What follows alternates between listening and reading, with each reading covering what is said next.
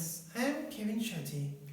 I am here to discuss the Finance Bill 2019. Certain amendments are there from Finance Bill 2019, and I am here to discuss the few amendments that is proposed in the head house property.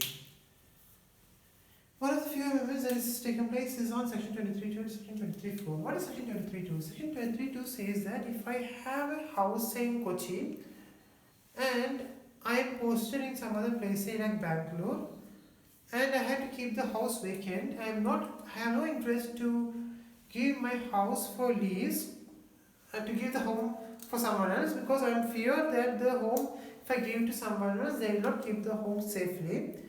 So in this situation, the home will be kept vacant. I will be posted in some other location. So I will not be staying here. This home will be kept vacant.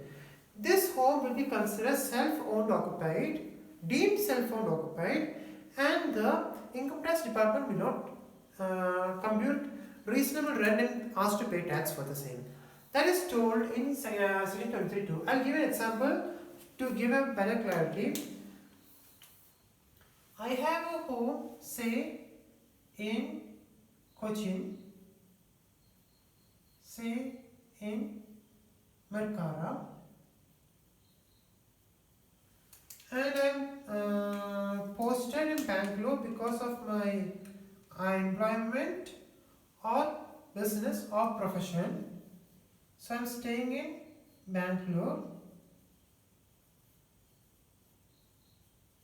and I have the home in Cochin in Merkara, and that is kept vacant. I have no interest to give the home on lease. I am not giving the home for anyone. In that situation, one of these home can be considered self-occupied or deemed self-occupied, and only we need to pay tax for the another home by computing a reasonable rent. This is the case up to financial year 18-19. But from this financial year, that is financial year 19-20, if the Finance Act 2019 is passed in the Parliament, the situation will be changed. That is, you can consider this both home as deemed self-owned property, because there is an amendment in Section 23.4 which limits the number of home earlier to 1. Now that is enhanced to 2. So if we have if the finance bill is converted into act, and if this act comes into force, if you are having two owned property which is which is not given on lease, and that is kept vacant because you are posted in some other location because of employment or business or profession, you can consider this two home as deemed self-owned property. You need not compute reasonable rent, and you will not pay tax for the same. You can consider the annual value for this two home as nil. It's absolutely zero. That is the major amendment in this Section 23.2 and 23.4. Now let's see another amendment, that is from Section 23.5. This Section 23.5 was recently passed, which says that if you have, it's mostly for the contractor businesses. So construction contractors will be having so many stock in trade. What is a stock in trade? Flats, home. They will be constructing home, or whatever it is, like they will construct flats or residential home, and that will be kept vacant for a long period of time until a customer arrives. So these construction companies may not give this vacant home for lease, because all those people who come for buying home wants a new home. They don't want a second-hand home. So what the thing is, they will be asking for a new home. So these construction companies mostly won't give the home for lease. They will wait for the customer to arrive and sell the home. So in this situation, they will have so many stock in trade of constructed buildings. So these constructed buildings, they have since they have so many stock in trade of constructed buildings, the department may ask them to pay the tax for this vacant constructed building, that is atrocious. So a new act was passed, section 23(5). It says that if you have a constructed building, a constructed home, and you got a certificate of completion, then you need not pay. You can consider the annual value for that particular flat or home as nil for the year in which you got the certificate of completion and subsequent year. So there is an amendment in Finance Bill 2019. Amendment is this benefit is available for 1 more year. So this benefit is available for technically 3 years or 2 years plus the year in which you got certificate of completion. So as per the new law, suppose you got certificate of completion in particular year, that is year 0, then you can get the benefit of section 23(5) for year 1, year 2. So for all these 3 years, the annual value for that particular constructed house property will be nil. Let's give an example. Let's have an example. We can you can understand better by having by giving an example given. Let's see. Suppose the certificate of completion is received on 1/1/2019.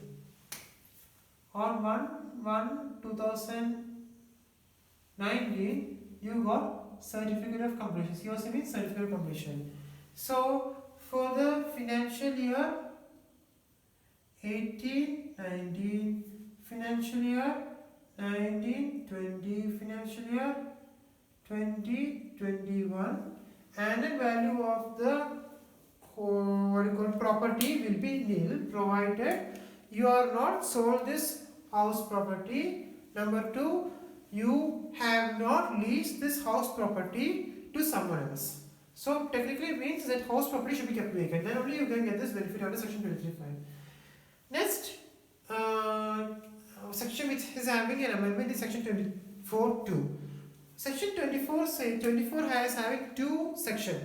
24(2) is having 2 sections. One is a 30% flat deduction is available, and another is deduction for interest. So normally if a company constructs house property and they give it on rent, then they will get and for constructing or acquiring this house property, they took a loan and they are paying interest. That 100% of the interest is available provided this house is not self-occupied but let out property. But if it is self-occupied or deemed self-occupied property, then there is a limit for allowing interest.